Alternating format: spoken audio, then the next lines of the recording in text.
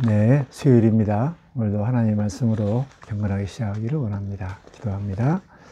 사랑의 주님, 새날을 선물로 주셔서 감사합니다. 이 하루를 삶의 거룩한 제사로 주 앞에 드리기를 원하오니 말씀으로 우리의 마음을 거룩하게 하시고 은혜로 모장시켜 주옵소서. 성령 하나님께서 친히 말씀이 우리 심령 가운데 새겨질 수 있도록 도우시기를 원하오며 예수님의 이름으로 기도드립니다. 아멘. 네, 오늘 읽을 말씀은 사무엘하 4장부터 7장까지 말씀입니다. 굵직굵직한 사건들 그리고 중요한 내용들이 들어있는 내용인데요.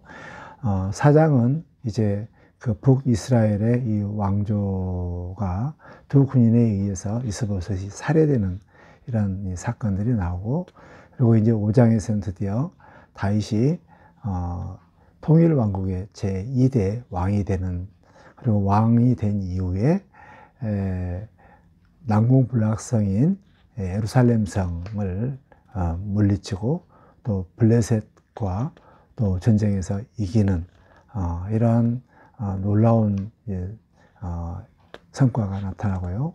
6장은 다윗이 법궤를 이렇게 옮기는 이런 내용들이 나와 있고, 7장은 우리가 잘 알고 있는 것처럼 다윗이 하나님의 전을 세우고자 하는 이런 마음 때문에 하나님께서 다윗과 다윗 언약을 맺는 이런 굵직굵직한 중요한 이런 내용들이 나옵니다. 4장을 읽으면서 다윗이 했던 이런 그 행동에 대해서 다시 한번 다윗이 얼마만큼 준비된 왕인가를 보여줄 수 있는 것인데요. 아브넬이 죽고 군대 실권을 가진 두 사람 바네와 네갑이 이스보셋을 살해하고 또 그 살해한 그 시체를, 머리를 다윗에게 이렇게 가지고 옵니다. 다윗은 이제는 뭐 북이스라엘이 이제 왕권이 다 무너지고 또 그러기 때문에 뭐 자연스럽게 통일될 수 있지만, 또 그렇게 할 수 있지만, 그러나 다윗은 그렇게 가지고 온 이 두 사람에 대해서 처리하지 않습니다. 그들을 악인이라고 하고 저들을 동일하게 처형하는 이런 내용들이 나오는데, 왜 악인이라고 했는가? 그것은 신하가 왕을 죽이는 것이죠. 악인이죠. 그렇기 때문에 이 도덕이 흐르는 이런 윤리에 벗어났기 때문에 그들을 처형시킵니다.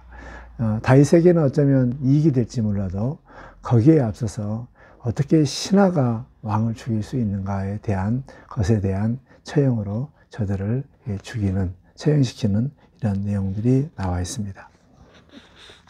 5장은 이제 그 이스보셋이 죽고 북이스라엘의 장로들이 다윗에게 와서 이제 우리 모든 이스라엘의 왕이 되어달라 라고 요청했을 때, 이제 드디어 다윗은 명실상부한 이스라엘의 제2대 왕이 된 것입니다.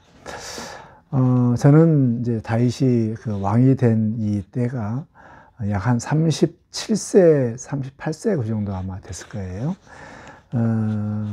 17세 때, 16세, 17세 때 골리앗을 물리치고, 그리고 나서 이제 그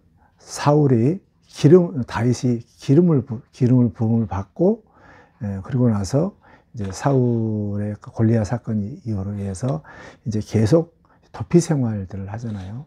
하나님께서 다윗에게 부음을 부은 지 무려 20년 동안 도피 생활과 또 헤브론에서 7년 반 정도 이렇게 다스리면서 긴 시간 동안 20년이라는 시간 이후에 다윗은 이제 통일왕국의 왕이 된 것입니다.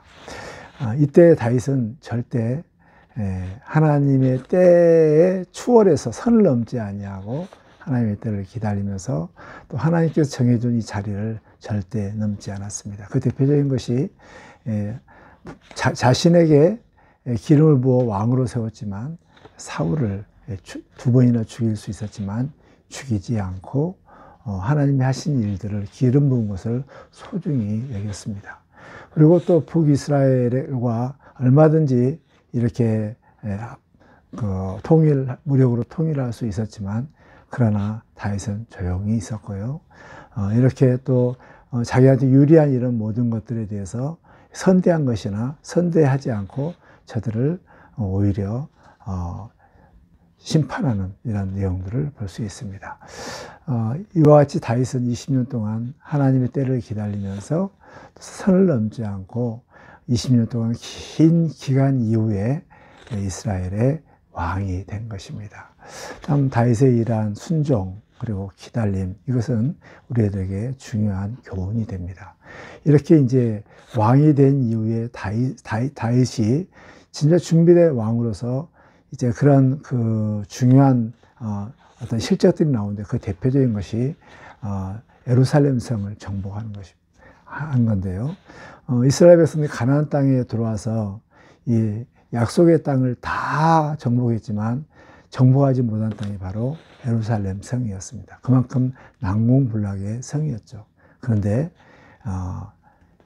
다윗이 바로 다윗 왕이 된 이후에 조그만 물길로 가는 그 길을 따라서 그 틈을 타서 이제 여부수 그 성을 다 물리치고 또 이것을 다윗성으로 여기게 된 것입니다.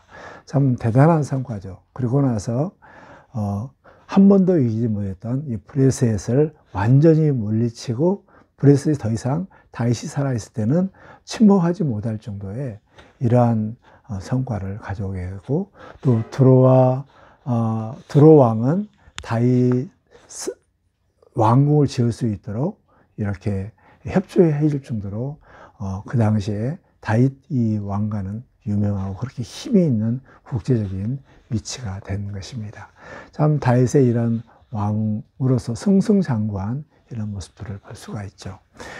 그러는데 중요한 것은 다윗이 이러한 외형적인 이런 모습 가운데 이런 그 흔적들이 있지만, 그러나 중요한 것은 다윗이 하나님을 향한 중심, 하나님과 바른 이 관계입니다. 다윗이 6장에서 법궤를 첫 번째 옮기다가 실패하고 두 번째 옮겨서 성공하게 되는데요. 왜 다윗이 그렇게 법궤를 옮기려고 했는가? 다윗은 하나님의 보좌입니다. 하나님께서 임재하신 곳입니다. 이것은 비록 다윗이 자기가 왕이지만, 그러나 이스라엘 백성들을 다스린 분은 하나님이시고, 자신은 하나님의 명령을 받아서 이스라엘 백성들을 다스리는 이런 어떤 섭정왕의 이런 개념으로 자신을 생각했기 때문에 그렇습니다. 그래서 하나님의 보좌가 반드시 예루살렘 성에 와야만이 정말 진정한 나라, 그리고 확실한 하나님의 도우심, 이끄시는 이런 나라가 되는 것을 알기 때문에 다윗은 법궤를 그렇게 옮기려고 했습니다. 1차는 3만 명의 이러한 군대를 동원해서 수레로 이동했죠. 그 옮기려고 하는 이런 그 조급한 이런 마음 때문에 이게 실수를 해서 결국 실패하고 3개월 동안 준비하고 연구하여서 이제 어깨에 메고 수레를 법궤를 가지고 올 때 정말 기뻐하고 즐거워하는 이런 모습을 볼 수 있었습니다. 다윗은 이와 같이 자기 위치를 알았고 하나님의 왕 되심을 알아서 법궤를 옮기려고 했고요. 또 항상 다윗은 마음 가운데 자신보다 하나님을 먼저 생각하고 하나님의 그러한 그 자리를 먼저 생각하는, 먼저 그의 나라의 일을 먼저 구하는 아름다운 모습이 7장에서 나옵니다. 자신의 이러한 왕궁은 참 좋은데 하나님의 법궤는 천막 안에 있는 모습들을 보면서 이것은 아니다, 이것은 너무나도 순서가 바뀐 것이다 생각해서 정말 하나님의 계시는 전을 지으려고 하는 이런 마음이 있었고, 나단 선지자에게 이 일을 알렸을 때 또 이렇게 서는 대로 하라. 그러나 하나님께서는 다윗 선지자를 통하여 나단 선지자를 통하여서 허락하지 않죠. 그렇지만 중요한 것은 이 다윗이 하나님을 향한 이 마음들을 하나님께 보셨습니다. 그리고 하나님께서 정말 다윗에게 중요한 약속을, 언약을 맺죠. 정말 누가 지금까지 내가 너희들에게 집을 지어주란 적도 없었고 또 그렇게 지으려고 하는 사람도 없었지만, 다윗은 나를 위해서 이렇게 참 집을 지으려고 하는 이 마음을 받고 내가 너의 집안을 지어줄게 하면서 네 나라가 영구하며 또 너의 후손들이 이 성전을 짓고 또 후손들의 이런 왕조가 영원하리라. 이런 정말 넘치는 이런 하나님의 다해도장을 맺게 된 것입니다. 참 여기서 우리가 먼저 그의 나라와 의를 구하는 것이 얼마나 지혜로운가를 알게 되고, 항상 우리의 마음들이 정말 진심으로, 마음의 중심으로 하나님을 향한 마음들, 하나님을 향한 사랑의 마음들을 드리는 것이 정말 중요한 것을 알게 됩니다. 오늘 하루 사시면서 먼저 그의 나라와 의를 구하고 하나님을 먼저 생각하고 하나님께 정해준 자리를 늘 넘지 않는 가운데서 정말 자기의 위치를 잘, 본분을 잘 감당하는 그런 다윗과 같은 이런 삶을 사시기를 주의 이름으로 축복합니다.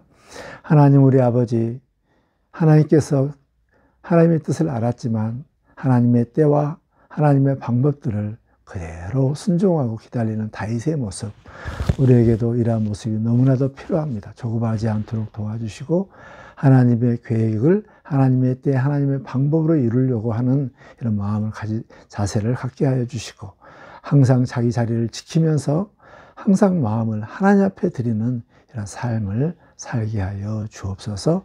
오늘 하루도 먼저 그의 나라와 의를 구하고 마음의 중심으로 주를 사랑하는 이런 삶을 살게 하여 주옵소서.